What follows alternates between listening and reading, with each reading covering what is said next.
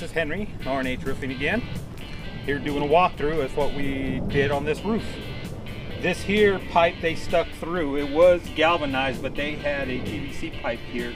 But it had an old 2-inch galvanized flashing that didn't look kind of beat up. So we removed shingles around this area and installed a new flashing, put shingles back on.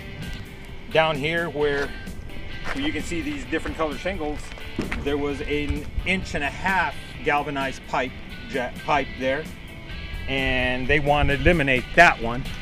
So we removed shingles, cut the pipe, put a piece of flashing over the hole, and installed the shingles. Good as new.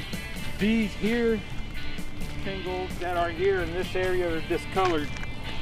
I believe this was probably storm damage because they were loose and kind of not nailed down. So we had reinstalled those. We removed the old flashing on this one, installed the new one. They added a T-top here. So we installed the 4-inch galvanized new shingles around that. On this side, on the back side, this 3-inch pipe I believe was probably a 4-inch to begin with, and they installed a 3-inch. So we removed the old flashing, some shingles in this area, installed a 3-inch, sealed it, painted it, everything's good. They added a new 4-inch T-top in this area. We did the same thing, removed shingles, installed that.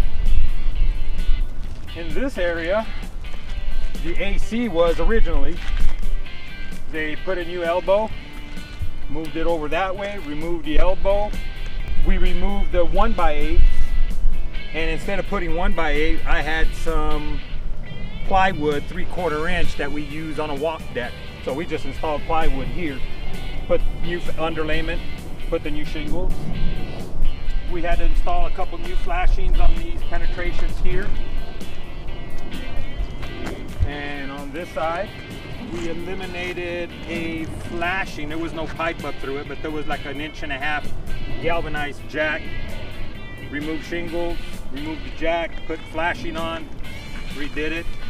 This one was a 7-inch T-top. We removed everything, and they moved that T-top over to this location. So this morning when I got here, I had to remove some shingles so I can cut a 7-inch hole here and install this T-top here, put the shingles back. They added another T-top here. There wasn't one here before, so we removed the shingles, put the T-top on, new shingles again.